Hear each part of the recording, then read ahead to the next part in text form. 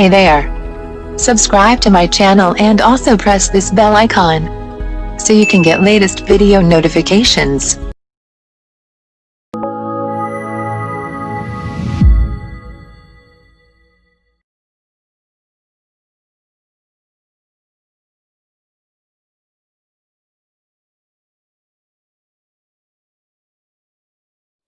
Good morning बच्चों, हिंदी कक्षा में आप सबका स्वागत है। मैं हूं आपकी हिंदी टीचर मिस परवीन मलबारी। बच्चों, आज की इस कक्षा में हम 7वीं कक्षा का 13वां पाठ बोल उठी बिटिया इस कविता के बारे में चर्चा करने वाले हैं। बच्चों, इस कविता को लिखने वाली कवियत्री है ಸುಭದ್ರಾ ಕುಮಾರಿ ಚೌಹಾನ್। ಮಕ್ಕಳೇ, ಇವತ್ತಿನ ತರಗತಿ ಒಳಗೆ ನಾವು 7ನೇ ವರ್ಗದ 13ನೇ ಪಾಠ ಆಗಿರುವಂತಹ ಬೋಲ್ ಉಟಿ ಬಿಟಿಯಾ ಇದರ ಬಗ್ಗೆ ಚರ್ಚೆ ಮಾಡೋಣ್ರಿ। ಈ ಪದ್ಯವನ್ನು ಬರೆದವರು ಯಾರಂದರೆ ಸುಭದ್ರಾ ಕುಮಾರಿ ಚೌಹಾನ್ ಅಂತೇಳಿ। तो बच्चों, चलो देखते हैं सुभद्रा कुमारी चौहान जी के बारे में। सुभद्रा कुमारी चौहान हिंदी की प्रसिद्ध कवयित्री है। इनका जन्म 1904 में हुआ और मृत्यु 1948 हुई। ಕುಮಾರಿ ಚೌಹಾನ್ ಇವರೊಬ್ಬರು ಸುಪ್ರಸಿದ್ಧ ಹಿಂದಿ ಕವಯಿತ್ರಿ। ಇವರ ಜನ್ಮ 1904ರಲ್ಲಿ ಆಗುತ್ತೆ। ಒಂದು ಕಾರ್ ಆಕ್ಸಿಡೆಂಟ್ ಒಳಗೆ ಇವರು 1948ರಲ್ಲಿ ತೀರ್ಕೊಂತಾರೆ। इनकी काव्य पंक्तियाँ खूब लड़ी मर्दानी वहाँ तो झांसी वाली रानी थी प्रसिद्ध है। मुकुल इनका कविता संग्रह है। ನೋಡಿ ಮಕ್ಕಳೇ, ಇವರ ಕಾವ್ಯ खूब लड़ी मर्दानी वहाँ तो झांसी वाली रानी थी ಇದು ಒಂದು ಸುಪ್ರಸಿದ್ಧವಾಗಿರ್ತಕ್ಕಂತಹ ಕಾವ್ಯ। ಅಷ್ಟೇ ಅಲ್ಲದೆ ಮುಕುಲ್ ಅನ್ನುವಂಥದ್ದು ಇವರ ಕವಿತೆಯ ಸಂಗ್ರಹ ಆಗಿದೆ। इसके अलावा इनका कहानी संकलन और शिशु साहित्य भी प्रकाशित है। ನೋಡ್ರಿ, ಇದಷ್ಟೇ ಅಲ್ಲದೆ ಇವರ ಕವಿತೆಗಳ ಸಂಗ್ರಹ ಜೊತೆಗೆ ಶಿಶು ಸಾಹಿತ್ಯ ಅನ್ನೋದು ಕೂಡ ಬಹಳ ಪ್ರಕಾಶಮಾನವಾಗಿರುವಂಥದ್ದು। बच्चों, ये सुभद्रा कुमारी चौहान जी के बारे में जानकारी थी, है ना बच्चों। तो चलो देखते हैं इस पद्य में आने वाले शब्दार्थों को। कुटिया यानी कुटीर, माँ ओ मतलब माँ कहकर बुलाना, माँ ओ माँ। कौतूहल यानी आश्चर्य, प्रबल इच्छा। छलकना यानी उमड़ना, आह्लाद यानी आनंद हर्ष। लालिमा मतलब प्रसन्नता, लाल रंग। झलकना यानी प्रकट होना। बच्चों, ये सभी इस पद्य में आने वाले शब्दार्थ है। पद्य को शुरू करने से पहले कविता का आशय क्या है, चलो जानते हैं। इस कविता में बिटिया की तुतली बोली और मौज से मिट्टी खाने के प्रसंग का वर्णन है। बेटी की मंजुल मूर्ति देखकर खिल उठने वाली माँ की ममता का सहज चित्रण भी है। ನೋಡಿ ಮಕ್ಕಳೇ, ಈ ಕವಿತೆಯ ಆಶಯ ಏನು ಅನ್ನೋದನ್ನು ನೋಡೋದಾದರೆ, ಈ ಪದ್ಯದಲ್ಲಿ ಒಂದು ಸಣ್ಣ ಮಗಳು, ಬಿಟಿಯಾ ಅಂದರೆ ಇಲ್ಲೇ ಮಗಳು ಅಂತ ಅರ್ತಾರೆ। ಈ ಪದ್ಯದಲ್ಲಿ ಒಂದು ಸಣ್ಣ ಮಗಳು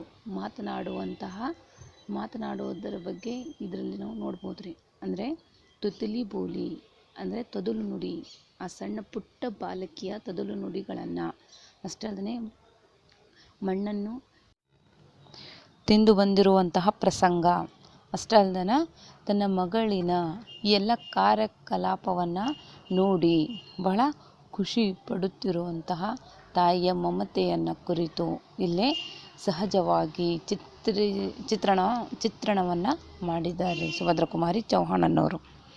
ಆದರೆ ಈ ಪದ್ಯವನ್ನು ನಾನು ಮೊದಲು ನಿಮ್ಮ ಮುಂದೆ ಹಾಡಿ ಹೇಳ್ತೇನೆ, ಅದೇ ರೀತಿ ನೀವು ಕೂಡ ಏನು ಮಾಡಿ ಮಕ್ಕಳೇ, ಹಾಡಿ ಮನೆಯಲ್ಲಿ, ಯಾಕಂದರೆ ಈ ಪದ್ಯ ನಿಮಗೆ ಕಂಠಸ್ಥಕ್ಕಿದೆ। बच्चों, इस पद्य को कंठस्थ करना है, ओके। तो मैं यहाँ पे पद्य गा के सुनाती हूँ, आप लोग भी ऐसे ही प्रैक्टिस कीजिए। पाठ 13 बोल उठी बिटिया। मैं बचपन को बुला रही थी, बोल उठी बिटिया मेरी, नंदन वन सी फूल उठी, यहाँ छोटी सी कुटिया मेरी। मैं बचपन को बुला रही थी, बोल उठी बिटिया मेरी, नंदन वन सी फूल उठी, यहाँ छोटी सी कुटिया मेरी। माँ वो कहकर बुला रही थी, मिट्टी खाकर आई थी, कुछ मुँह में कुछ लिए हाथ में, मुझे दिखाने लाई थी। माँ वो कहकर बुला रही थी, मिट्टी खाकर आई थी, कुछ मुँह में कुछ लिए हाथ में, मुझे दिखाने लाई थी। पुलक रहे थे अंग ध्रुवों में, कौतूहलता छलक रहा, मुँह पर भी आह्लाद लालिमा, विजय गर्वता झलक रहा। पुलक रहे थे अंग ध्रुवों में, कौतूहलता छलक रहा, मुँह पर भी आह्लाद लालिमा, विजय गर्वता झलक रहा। बच्चों, मैं यहाँ पे एक एक पैराग्राफ पढ़ते हुए आप लोगों को उसका भावार्थ बताऊंगी। ओके। मैं बचपन को बुला रही थी, बोल उठी बिटिया मेरी, नंदनवन सी फूल उठी, यहाँ छोटी सी कुटिया मेरी। देखो बच्चों, यहाँ पे माँ जो है ना अपने बचपन को बुला रही है, अपने बचपन को याद कर रही है। तभी उसकी बेटी जो है, छोटी सी बेटी, वो ना बोलना शुरू करती है, यानी बातें करना, अपनी ತುತ್ತಲಿ ಬಾತೆ ಕರ್ನ ಶುರು करती है। ಮಕ್ಕಳೇ, ಇಲ್ಲಿ ಒಬ್ಬ ತಾಯಿ ತನ್ನ ಬಾಲ್ಯವನ್ನು ನೆನಪಿಸ್ಕೊಳಕತ್ತಾರೆ. ಅದೇ ವೇಳೆಗೆ ಅವರ ಮಗಳು ತನ್ನ ತೊದಲು ನುಡಿಗಳನ್ನು ಅನ್ನಲಿಕ್ಕೆ ಶುರು ಮಾಡ್ತಾಳ್ರಿ. ನಂದನ ಒಂದ್ಸಿ ಫೂಲ್ ಉಟಿ ಯಹ ಚೋಟಿ ಸಿ ಕುಟಿಯಾ ಮೇರಿ. ನೋಡ್ರಿ, ಈ ರೀತಿ ಒಂದು ಸಣ್ಣ ಪಾಪು, ಸಣ್ಣ ಮಗಳು ಮಾತನಾಡಕ್ಕೆ ಶುರು ಮಾಡ್ತಾಳಲ್ಲ, ಅವರ ಸಣ್ಣ ಕುಟೀರ ಅನ್ನೋದೇನಿದೆ ಅಲ್ಲ, ಅದು ನಂದನವನದಲ್ಲಿ ಯಾವ ರೀತಿ ಹೂವು ಹಣ್ಣುಗಳಿಟ್ಕೊಂಡದು ಸುಂದರವಾಗಿ ಕಾಣ್ತದಲ್ಲ, ಅದೇ ರೀತಿ ಇಲ್ಲಿ ಇವರ ಸಣ್ಣದಾಗಿರ್ತಕ್ಕಂತಹ ಕುಟೀರ ಅನ್ನೋದು ಕೂಡ ನಂದನವನದ ಹಾಗೆ ಸುಂದರವಾಗಿ ಕಾಣುತ್ತೆ. ಅಂದರೆ ಆ ಸಣ್ಣ ಮಗುವಿನ ತೊದಲು ನುಡಿಗಳಿಂದ. माँ वो कहकर बुला रही थी, मिट्टी खाकर आई थी, कुछ मुँह में कुछ लिए हाथ में, मुझे दिखाने लाई थी. ನೋಡಿ ಮಕ್ಕಳೇ, ಆ ಸಣ್ಣ ಮಗು ಏನಿದೆ ಅಲ್ಲ, ಆಕೆ ಅಮ್ಮ ಅಂಥೇಳಿ ಕರೀಲಿಕ್ಕೆ ಶುರು ಮಾಡಿದಾಳ್ರಿ ತನ್ನ ತೊದಲು ನುಡಿಗಳಿಂದ. ಅಷ್ಟಲ್ದನ ಮಣ್ಣನ್ನು ತಿಂದು ಬಂದಿದ್ದಾಳೆ ಹೊರಗೆ ಹೋಗಿ. ಅಂದರೆ ತನ್ನ ಅಂಬೆಗಾಲನ್ನು ಇಟ್ಕೊಂಡು ಮಣ್ಣನ್ನು ತಿಂದು ಬಂದು ಕೈಯಲ್ಲಿ ಒಂದು ಸ್ವಲ್ಪ ಮಣ್ಣನ್ನು ಹಿಡ್ಕೊಂಡು ಬಂದಿದ್ದಾಳ್ರಿ.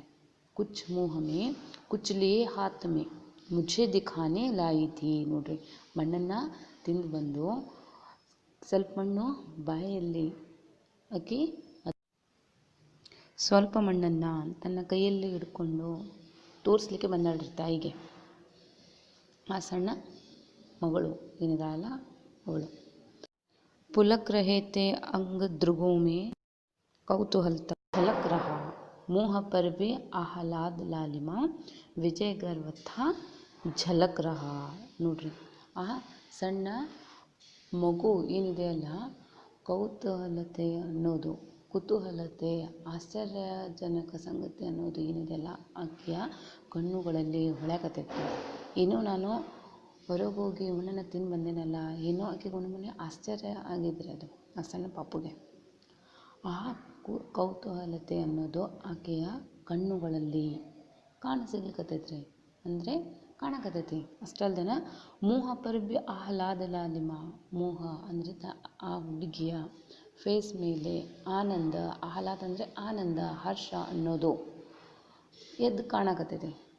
ಲಾಲಿಮ ಅಂದರೆ ಪ್ರಸನ್ನತೆ. ಆ ಮಗುವಿನ ಮುಖದ ಮೇಲೆ ಆನಂದ ಅನ್ನೋದು, ಹರ್ಷ ಅನ್ನೋದು, ಪ್ರಸನ್ನತೆ ಅನ್ನೋದು ಎದ್ದು ಕಾಣ್ಲಿಕ್ಕತ್ತದ, ಪ್ರಕಟಗೊಳ್ಳಕತ್ತೈತ್ರಿ. ಏನು, ನಾನು ವಿಜಯ ಗರ್ವತ ಝಲಕ್ ರಹಾ ಮೀನ್ಸ್ ಏನೋ ಒಂದು ಗೆದ್ದು ಬಂದೇನೋ ಏನೋ ಅನ್ನುವಂತಹ ವಿಜಯದ ಪತಾಕೆ ಅನ್ನೋದೇನಿದೆ ಅಲ್ಲ, ಆಕೆಯ ಫೇಸ್ ಮೇಲೆ ಅದು ಆ ಹುಡುಗಿಯ ಫೇಸ್ ಮೇಲೆ ಅದು ಎದ್ದು ಕಾಣ್ಲಿಕ್ಕತ್ತದ.